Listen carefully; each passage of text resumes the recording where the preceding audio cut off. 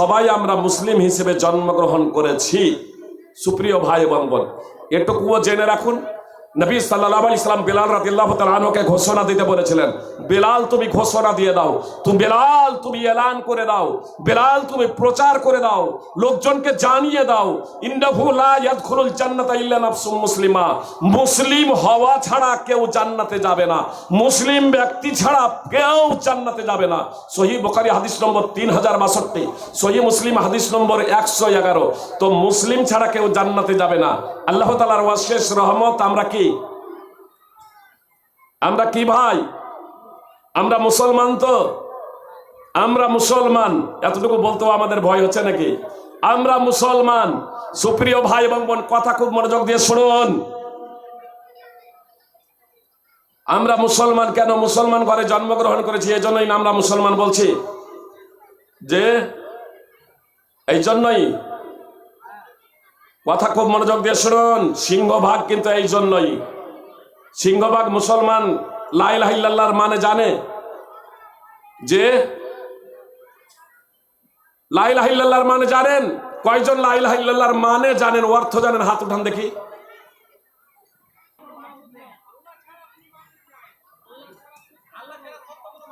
যারা হাত উঠিয়েছেন তারা দুটো অর্থ করেছেন। কেউ কেউ বলছেন আল্লাহ ছাড়া সত্য কোনো মাবুদ নাই, আর কেউ বলছেন আল্লাহ ছাড়া কোনো মাবুদ নাই।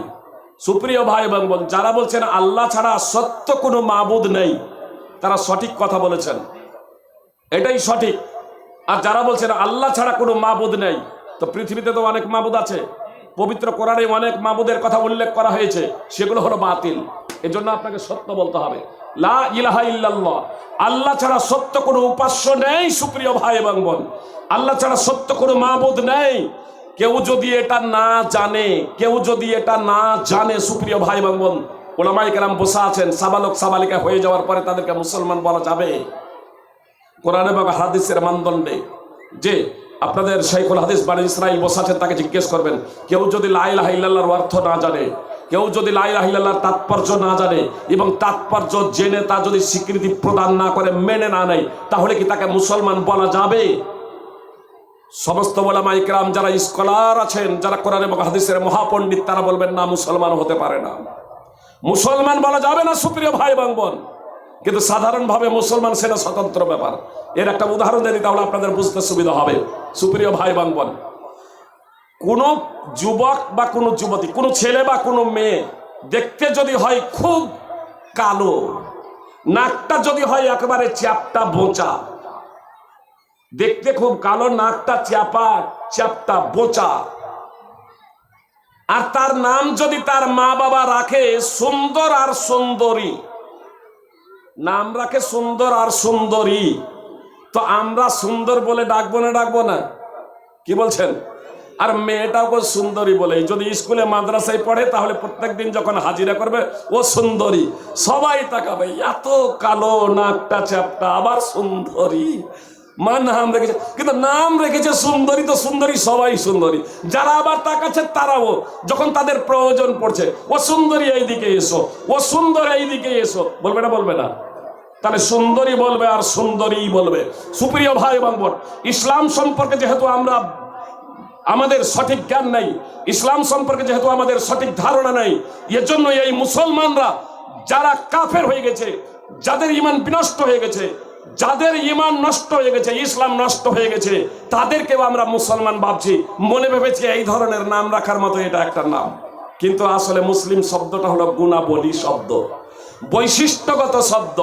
মুসলমান ফার্সি শব্দ, আর মুসলিম আরবি শব্দ। সুপ্রিয় ভাই এবং বোন, যারা আল্লাহ তাআলাকে জানে, যারা আল্লাহ তাআলাকে চেনে, যারা আল্লাহ তাআলা সম্পর্কে জ্ঞানার্জন করেছে, এবং ইসলাম সম্পর্কে জ্ঞানার্জন করেছে, এবং মুহাম্মদ সাল্লাল্লাহু আলাইহি ওয়াসাল্লামকে জানে, এই বিষয়গুলো সম্পর্কে যারা অবগত, তারা মূলত মুসলিম। আর কেউ যদি আল্লাহ তাআলাকে না চেনে, শুধু আল্লাহ এতটুকু জানে, তার জন্য সে মুসলমান হতে পারে না। আপনার ইবলিস বদর প্রান্তরে এসেছিল ইসলামকে মুছে দেওয়ার জন্য, মুহাম্মদ সাল্লাল্লাহু আলাইহি ওয়াসাল্লাম এবং সাহাবাদের বিরুদ্ধে লড়াই করার জন্য। সুরাকা বিন মালিকের রূপ ধারণ করে বানু বাকর গোত্রের নেতা সুরাকা বিন মালিক তার রূপ ধারণ করে এসেছিল। যখন সে দেখলো আসমান থেকে ফেরেশতা অবতরণ করছেন, আসমান থেকে ফেরেশতা নামছেন, তখন যুদ্ধের ময়দান ছেড়ে পালাচ্ছে। আর সেই মুহূর্তে হারিস নামক একজন মুশরিক যুবক সে তার হাতটা চেপে ধরেছে, চাচা যান কোথায় পালান? এখানে আসার আগে না জ্বালাময়ী ভাষণ দিয়েছিলে, এখন আপনি কোথায় পালাচ্ছেন? তো ওই সুরাকা বিন মালিক তার বুকে একটা সজরে ঘুষি মেরে বলেছিল, আমি যা দেখতে পাচ্ছি তোমরা তা দেখতে পাচ্ছ না। ইন্নী আখাফুল্লাহ ওয়াল্লাহু শাদীদুল ইকাব, নিশ্চয় আমি আল্লাহকে ভয় করি, তিনি কঠোর শাস্তি দাতা।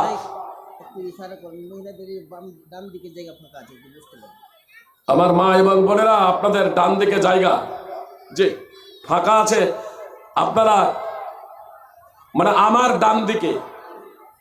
ডান দিকে পশ্চিম দিকে জায়গা ফাঁকা আছে, আপনারা বসে পড়ুন। যে যেখানে ফাঁকা দেখতে পাচ্ছেন সেখানে বসে পড়ুন। আর যে সমস্ত ভাইরা দাঁড়িয়ে আছেন, বসার জায়গা যদি না থাকতো তাহলে বলতেন যে বসার জায়গা করে নাই। আর বসার যখন জায়গা করেছেন, এত সুন্দর প্যান্ডেল, আর তার উপরে আপনারা দাঁড়িয়ে আছেন। যে অসুস্থ মানুষ আমরা বাসে যখন উঠি, ট্রেনে যখন উঠি, ভাবি যে একটু বসি, কোমরের সমস্যা, দাঁড়িয়ে যেতে পারবো না। যে কখনো কখনো আপনার স্ট্যান্ডে, বাস স্ট্যান্ডে আধা ঘন্টা বসে থাকতে হয়, আধা ঘন্টা 1 ঘন্টা বসে থাকতে হয়, মানে সিট পাই না বলে। যুবকেরা তখন বলে না যে হুজুর একটু বয়স্ক তো বসে যান। অবশ্য কিছু কিছু ভাই আছেন এই খালিয়া চুকের সুজাপুরের, যে আমার জন্য প্লেস ছেড়ে দেন। বলি যে না একটু বসেন, তো তারা দাঁড়িয়ে যান, সেটা স্বতন্ত্র ব্যাপার। সুপ্রিয় ভাই এবং বোন, কথা মনোযোগ দিয়ে শুনুন। আমি আপনাদের কি বলছিলাম, মুসলিম শব্দটা গুণবাচক নাম, মুসলমান শব্দটা গুণবাচক নাম। সুপ্রিয় ভাই এবং বোন, ঈমান বিনষ্ট হয়ে যাওয়ার 10টি কারণ আছে। ঈমান বিনষ্ট হয়ে যাওয়ার 10টি কারণ আছে, যেমন ওযু বিনষ্ট হয়ে যাওয়ার কয়েকটি কারণ আছে।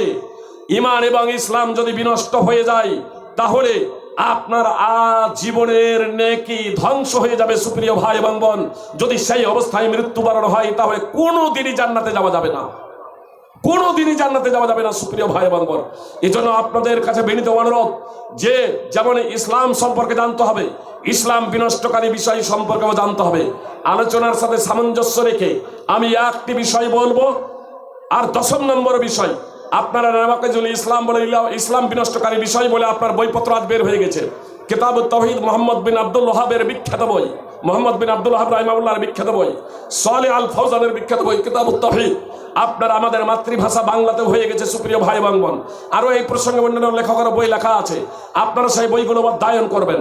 আমি শুধু একটি ঈমান ইসলাম বিনষ্টকারী বিষয় আপনাদের সম্মুখে পরিবেশন করছি, তা হলো আল ইরাজ আন দীনিল্লাহ। ইমাম ইবনে বাজ রাহিমাহুল্লাহ বলছেন আল ইরাজ আন দীনিল্লাহ প্রসঙ্গে, আল ইরাজ আনিল উসুলিস সালাসা, অর্থাৎ ইসলামের মৌলিক 3টি বিষয় সম্পর্কে না জানা, ইসলামের মৌলিক 3টি বিষয় সম্পর্কে অজ্ঞতা, ইসলামের 3টি মৌলিক বিষয় সম্পর্কে জ্ঞানার্জন না করা। সুপ্রিয় ভাই এবং বোন, আমরা প্রত্যেকেই মুসলিম হয়ে জন্মগ্রহণ করেছি। মুসলিম ঘরে আমাদের জন্ম হোক আর অমুসলিম ঘরে আমাদের জন্ম হোক, কিন্তু সাবালক হবার আগে ওই শিশু অবস্থায় যদি আমরা এগুলো না শিখি, যেদিন আমরা সাবালক সাবালিকা হব, বা যারা আমরা যেদিন সাবালক সাবালিকা হয়ে গেছি, যেদিন আমরা বালেক বালেগা হয়ে গেছি, আমাদের অজান্তেই আমরা ইসলাম থেকে বের হয়ে গেছি, আমরা ধর্মচ্যুত হয়ে গেছি, আমাদের ঈমান এবং ইসলাম বিনষ্ট হয়ে গেছে। 3টি মৌলিক বিষয় সুপ্রিয় ভাই এবং বোন। নম্বর 1, মারিফাতুর রব, আল্লাহ তাআলার পরিচিতি সম্পর্কে আপনাকে জানতে হবে। আল্লাহকে, মারিফাতুল ইসলাম, ইসলাম পরিচিতি, আপনাকে ইসলাম সম্পর্কে পরিচিতি লাভ করতেই হবে। মারিফাতুর রাসূল, রাসূল সাল্লাল্লাহু আলাইহি ওয়াসাল্লাম সম্পর্কে আপনাকে জ্ঞান অর্জন করতেই হবে। নবী সাল্লাল্লাহু আলাইহি ওয়াসাল্লামকে কেন এসেছিলেন, কি নিয়ে এসেছিলেন, এ সম্পর্কে আপনাকে জ্ঞান অর্জন করতেই হবে। সুপ্রিয় ভাই এবং বোন, বলুন আজকে 95% আমাদের সমাজে যে বেনামাজি মুসলমান আমরা বলছি, আমরা নিজেদের মুসলিম বলে দাবি করছি, অথচ আমাদের মধ্যে 95% বেনামাজি। ওই বেনামাজিদের জিজ্ঞেস করেন তো যে লা ইলাহা ইল্লাল্লাহর অর্থ কি জানেন? নামাজিদের মধ্যেই তো অনেক ভুল করে দিচ্ছি, তো যারা নামাজি পড়ে না বুঝবে কি করে? সুপ্রিয় ভাই এবং বোন, মুহাম্মদ সাল্লাল্লাহু আলাইহি সাল্লামকে জানে, কেন এসেছিলেন জানে, ইসলাম কি জানে, ইসলামের সঙ্গে জানে। সুপ্রিয় ভাই এবং বোন, তাহলে সে আর মুসলমান থাকবে কি করে? সাধারণ একটা উদাহরণ দিয়ে আপনাদের বুঝতে সুবিধা হবে। আমাদের শিশুদের, ছেলে মেয়েদের 5-6 বছর বয়সে আধার কার্ড করা হয়েছে না হয়নি? হয়েছে, সেই ছেলেমেয়েরা যখন আপনার সাবালক সাবালিকা হয়ে যাবে, সাবালক সাবালিকা হয়ে যাওয়ার আগে, যে ভারতীয় আইনে মেয়েরা 18 বছরের সাবালক সাবালিকা আর ছেলেরা 21 বছরে, তার আগে আপনার 15-16 বছর বয়সে যদি আধার কার্ড যদি আপডেট না করা হয়, বা আপনার সাবালক সাবালিকা হওয়ার আগেও যদি আপডেট না করা হয়, আর আমরা যদি সাবালক সাবালিকা হয়ে যাওয়ার পরে সেই আধার কার্ড, যে আধার কার্ড 5-6 বছর বয়সে আমাদের করা হয়েছিল, সেই আধার কার্ড দিয়ে সরকারি কোনো কাজ করব মনে করুন পাসপোর্ট করব বা ব্যাংকের অ্যাকাউন্ট খুলব, হবে না। যে আমার চাচা জানো বয়স হয়ে গেছে, তবু এ বিষয়ে সচেতন আছেন, মাশাআল্লাহ সচেতন আছেন। তাহলে আধার কার্ড আপনার ওই শিশুবেলায় যে আধার কার্ড করা হয়েছে, সেই আধার কার্ড আপনার বাতিল হয়ে গেছে। যদি আপডেট না করা হয় তাহলে অটোমেটিকলি সে আধার কার্ড বাতিল। সুপ্রিয় ভাই এবং বোন, আমি আপনি পৃথিবীর প্রত্যেকটা মানুষ মুসলিম হিসেবে জন্মগ্রহণ করেছিল, কিন্তু যেদিন সাবালক সাবালিকা হয়েছে, যেদিন বালেক বালেগা হয়েছে, যদি সে এই 3টি বিষয় আল্লাহ, ইসলাম এবং মুহাম্মদ সাল্লাল্লাহু আলাইহি ওয়াসাল্লাম সম্পর্কে জ্ঞান অর্জন না করে, তাহলে সেই দিনই সেই ইসলাম থেকে বের হয়ে গেছে। সুপ্রিয় ভাই এবং বোন, আমাদের সমাজ তো অটোমেটিকলি আপনি ইসলাম থেকে দূরে সরে গিয়েছে। সুপ্রিয় ভাই এবং বোন, শুধু মদ পান করা, নেশা খাওয়া, বিড়ি খাওয়া, গাঁজা খাওয়া, এগুলো শুধু করাই হারাম এমন না, এগুলো তো অবশ্যই হারাম। সুপ্রিয় ভাই এবং বোন, কিন্তু যে সমাজের আমি সচেতনতার জন্য, যাদের সংস্কার সংশোধনের জন্য জালসা করছি, তাদের সংস্কার সংশোধন হচ্ছে না কেন বুঝতে পারছেন না? এর তো ইমানই নেই। যেখানে ইমানই নেই, সেখানে ইসলামের কথা কিভাবে তার অন্তরে প্রবেশ করবে? সুপ্রিয় ভাই এবং বোন, ইসলামের কথা অন্তরে প্রবেশ করার জন্য দুটো বিষয় থাকা একান্ত কর্তব্য। এক, আল্লাহ তাআলার সন্তুষ্টি অর্জন। এক, আল্লাহ তাআলার সন্তুষ্টি অর্জনের জন্য মনোযোগ দিয়ে শ্রবণ করা, কান লাগিয়ে শ্রবণ করা, একবার অন্তরের অন্তঃস্থল থেকে আল্লাহ তাআলার সন্তুষ্টি অর্জনের জন্য নিজেকে উৎসর্গিত করে দেওয়া। তাহলে যখন কোরআন এবং সুন্নাহর বাণী আপনার কানে যখন পৌঁছাবে, তখন ইনশাআল্লাহ আল্লাহ আপনাকে হেদায়েত দেবেন। আল্লাহ বলছেন, ইয়াহদি বিহিল্লাহু মান ইত্তাবা রিদওয়ানাহু সুবুলাস সালাম। আল্লাহ বলছেন পবিত্র কোরআনের মাধ্যমে আল্লাহ তাকে হেদায়েত দেবেন যে আল্লাহ তাআলার সন্তুষ্টি কামনা করে। আল্লাহ তাআলা পবিত্র কোরআনের মাধ্যমে শান্তির পথসমূহ তাকে দেখাবেন যে আল্লাহ তাআলার সন্তুষ্টি কামনা করে। সূরা মাইদা 5 নম্বর সূরার 16 নম্বর আয়াত। 1 আর 2 কোরআনের আয়াত অধ্যয়ন হলে আপনার ঈমান বৃদ্ধি হবে। কখন? যদি আপনার অন্তরে আগে থেকে ঈমান থাকে, অর্থাৎ প্রকৃত অর্থে কোরআন এবং হাদিসের মানদণ্ডে আপনি যদি মুসলমান হন, আপনি যদি ঈমানদার হন, সেখানে আপনি কাঁচা ঈমানদার হন, মানে দুর্বল ঈমান আছে, আপনি মুনাফিক নন, আপনি নকল মুসলমান নন, আপনি পাপ কাজ করেন সেটা স্বতন্ত্র ব্যাপার, কিন্তু আপনার ঈমান এবং ইসলাম বিনষ্ট হয়ে যায়নি, তাহলেও আপনার ঈমান বৃদ্ধি হবে যখন কোরআনের আয়াত আপনার সম্মুখে পরিবেশন করা হবে, আল্লাহর যখন আলোচনা করা হবে, ইসলামের যখন আলোচনা করা হবে। সুপ্রিয় ভাই এবং বোন, এ কথা স্বয়ং পবিত্র কোরআনে আল্লাহ তাআলা বলেছেন। সুতরাং সূরা তওবায় আল্লাহ তাআলা স্পষ্টভাবে উল্লেখ করেছেন যে মুনাফিকরা বলতো যখন কোন সূরা অবতীর্ণ হতো যে এই সূরার মাধ্যমে কার ঈমান বৃদ্ধি হয়েছে, তো আল্লাহ তাআলা বলছেন যারা আগে থেকে ঈমানদার আছে তাদের ঈমান বৃদ্ধি হয়েছে, যারা ঈমানদার তাদের ঈমান বৃদ্ধি হয়েছে এই সূরার মাধ্যমে, আর তারা আনন্দিত হয় এই সূরার মাধ্যমে। আর যাদের অন্তরে কপটতা আছে, যাদের অন্তরে রোগ ব্যাধি বালা মুসিবত আছে, তাদের আরো ব্যাধি বৃদ্ধি হয়ে যাবে, তাদের আরো রোগ বৃদ্ধি হয়ে যাবে, তাদের আরো রোগ বৃদ্ধি হয়ে যাবে। সূরা তওবা 9 নম্বর সূরার 124 এবং 125 নম্বর আয়াত তাফসীর সদরষ্টম। সুপ্রিয় ভাই এবং বোন, যদি ন্যূনতম ঈমান থেকে থাকে তাহলে আপনার ঈমান বৃদ্ধি হবে। সুপ্রিয় ভাই এবং বোন, জালসা শুনছেন, অনেক টাকা আপনারা খরচ করেছেন, আল্লাহ তাআলা আপনাদের এটা কবুল করে নিক।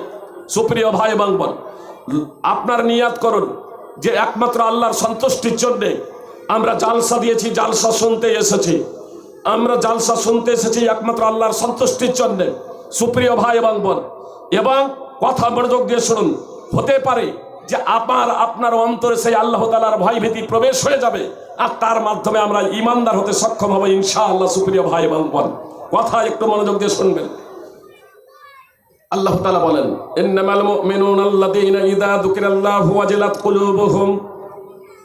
আল্লাহ তাআলা বলছেন মুসলমান তো হলো তারাই, আমরা যে মুসলমান, এখানে সব মুসলমান আছি তো, আমরা মুসলমান আছি কিনা এবার শুনুন।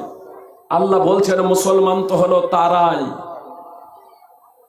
যাদের অন্তর কাঁপে আল্লাহ তাআলার স্মরণে, যাদের অন্তরে প্রকম্পন সৃষ্টি হয় আল্লাহ তাআলার স্মরণে।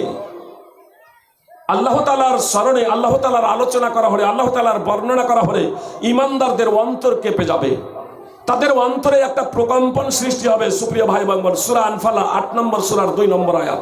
সুপ্রিয় ভাই এবং বোন, আপনার এখন বিদ্যুৎ আছে, মাইকে আওয়াজ শুনছেন, বক্সের আওয়াজ শুনছেন, তাই না?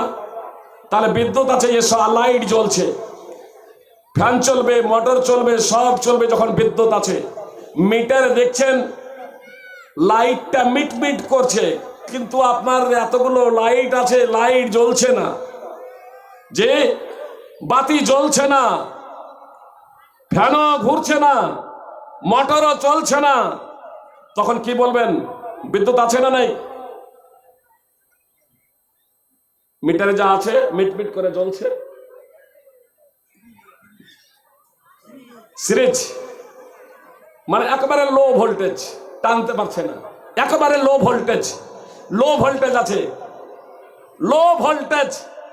ডাইরেক্ট যদি ওই অবস্থায় তারে হাত দেওয়া হয়, শর্ট মারবে না? মারবে না? ছেড়ে কথা বলবে না, তবুও কিন্তু শর্ট মারবে, যে তবুও শর্ট মারবে। সুপ্রিয় ভাই এবং বোন, ওতে বুঝতে পারবেন যে লাইন আছে কি নেই, যে সিরিজ লাইন আপনার লো ভোল্টেজ। তাহলে বিদ্যুৎ তার ক্ষমতা দেখাবে, বেশি থাক আর কম থাক, যে বিদ্যুৎ তার পাওয়ার প্রয়োগ করবে, বেশি হোক আর কম হোক। সুপ্রিয় ভাই এবং বোন, অনুরূপ ভাবে ঈমান তার পাওয়ার দেখাবে, বেশি পাক্কা ঈমানদার হলে, খাঁটি ঈমানদার হলে, সুপ্রিয় ভাই এবং বোন, তার একটা প্রতিক্রিয়া হবে। আর যদি দুর্বল ঈমানদার হয়, কাঁচা মুসলমান হয়, নকল মুসলমান যদি না হয়, ও যদি মুনাফিক না হয়, ও যদি ডুপ্লিকেট না হয়, ওর যদি ঈমান এবং ইসলাম নষ্ট হয়ে না থাকে, তাহলে ওর অন্তরে প্রকম্পন সৃষ্টি হবে। সুপ্রিয় ভাই এবং বোন, এতক্ষণ ধরে যে আপনাদের সামনে আলোচনা করছি পবিত্র কোরআন এবং সুন্নাহ থেকে, আপনাদের অন্তরে যদি এখনো যদি ভয় যদি না ধরে, তাহলে জানবেন আপনার অন্তর ঈমান শূন্য, আপনার অন্তর তাওহীদ শূন্য। সুপ্রিয় ভাই এবং বোন, আল্লাহ যেখানে বলছেন মুমিন তো হলো তারাই, মুসলমান তো হলো তারাই, ঈমানদার তো হলো তারাই, যে আল্লাহর স্মরণে তাদের অন্তর কেঁপে যায়, যাদের অন্তর কেঁপে যায় আল্লাহ তাআলার স্মরণে। সুপ্রিয় ভাই এবং বোন, যাদের অন্তর কাঁপে আল্লাহ তাআলার স্মরণে, তারাই হলো ঈমানদার। কাচ্চা ঈমানদারের একটা উদাহরণ পেশ করি, তাহলে আপনাদের বুঝতে সুবিধা হবে। সুপ্রিয় ভাই এবং বোন, কাচ্চা ঈমানদারের একটা উদাহরণ, এটা গল্প বা নাটকের কথা বলছি না, বিস্তারিত যদি দেখবো মনে করেন অনেকগুলো ঘটনা তাদের বর্ণনা করেছেন মুফাসসিরিনে কেরাম, বিশেষ করে তাফসীর ইবনে কাসির আপনারা অধ্যয়ন করবেন। সূরা হাদীদ 57 নম্বর সূরার 16 নম্বর আয়াতের তাফসীর ব্যাখ্যা বিশ্লেষণ আপনারা দেখবেন। সুপ্রিয় ভাই এবং বোন, আমি এখানে একটি শুধু ঘটনা আপনাদের সম্মুখে পরিবেশন করব। কাচ্চা ঈমানদার, দুর্বল মুসলমান, অন্তরে ন্যূনতম ঈমান থাকলেও আল্লাহর কথা যদি কানে পৌঁছায়, তাহলে কিভাবে তার অন্তরে কাঁপুনি ধরে, পাপাচার থেকে বিরত হয়ে যায়, একটি উদাহরণ পেশ করছি, যা মুহাম্মদ সাল্লাল্লাহু আলাইহি সাল্লাম বলেছেন, অর্থাৎ বিশুদ্ধ হাদিস। সহিহ বুখারী ও মুসলিমে হাদিস রয়েছে। সহিহ বুখারী হাদিস নম্বর 2215, 2272 এবং 3465।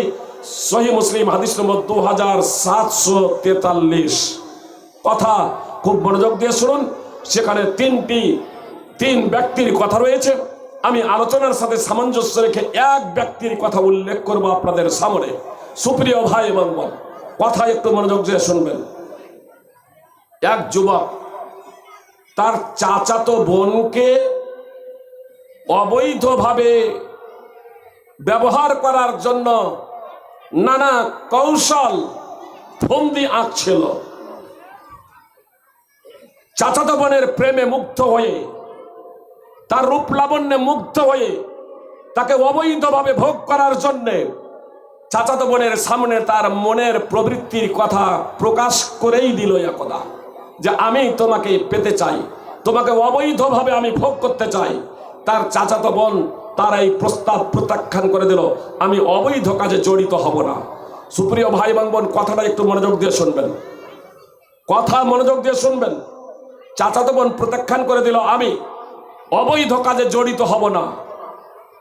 যুবক কিন্তু ছেড়ে দিল না, সে আশায় আছে কিভাবে তাকে ভোগ করা যায়।